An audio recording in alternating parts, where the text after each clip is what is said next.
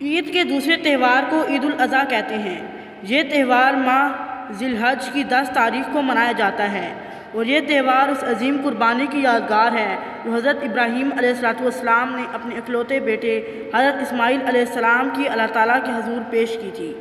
حضرت ابراہیم علیہ السلام خدا کا حکم پا کر اپنے اکلوتے بیٹے حضرت اسماعیل علیہ السلام کو رضائے الہی کے لیے قربان کرنے کو تیار ہو گئے اور حضرت اسماعیل علیہ السلام نے رضائے الہی کے سامنے گردن جھکا دی، خوشی کے ساتھ تیز چھری کے نیچے اپنی گردن رکھ دی اور قربانی کی یہ یادگار اور تاریخ ساز مثال مسلمانوں کے لیے سنت ابراہیم علیہ السلام کے نام سے موسوم ہوئی۔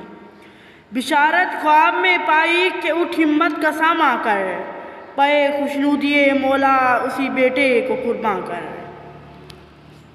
یہی وہ قربانی ہے جو اللہ کی بارگاہ میں قبول ہوئی اور بطور یادگار ہمیشہ کے لیے ملت ابراہیمی کا شعار قرار پائی، اور مسلمان ہر سال اس دن کو مناتے ہیں اور جانور ذبح کرتے ہیں۔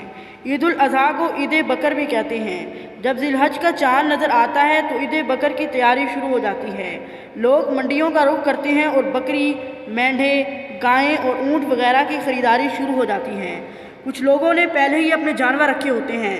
ان دنوں میں ایک عجیب منظر دیکھنے میں آتا ہے، چاروں طرف جانور ہی جانور نظر آتے ہیں اور تمام مسلمان عید الاضحیٰ کے دن ان جانوروں کو اللہ کی رضا کے لیے قربان کرتے ہیں۔ قربانی کی فضیلت اور اجر و ثواب بہت زیادہ ہے۔ جو دکھلاوے کے لیے قربانی کرتے ہیں وہ قبول نہیں ہوتی۔ اللہ اسی عمل کو قبول کرتا ہے جو صرف خالص اللہ کے لیے کیا جاوے۔ ارشاد باری تعالیٰ ہے، اللہ تعالیٰ کو ان جانوروں کا گوشت اور خون ہرگز نہیں پہنچتا، بلکہ اسے تمہاری جانب سے صرف تقویٰ پہنچتا ہے۔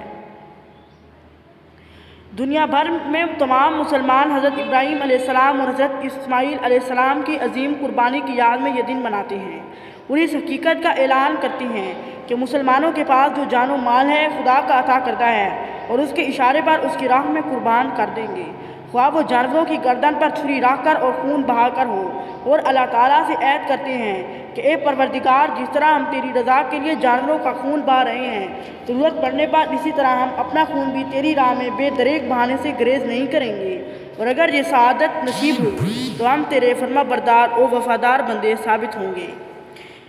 غرض دنبا ہوا قربان اسماعیل کے صدقے، ہوئی یہ سنت اس ایمان کی تکمیل کے صدقے، ہوئی یہ سنت اس ایمان کی تکمیل کے صدقے۔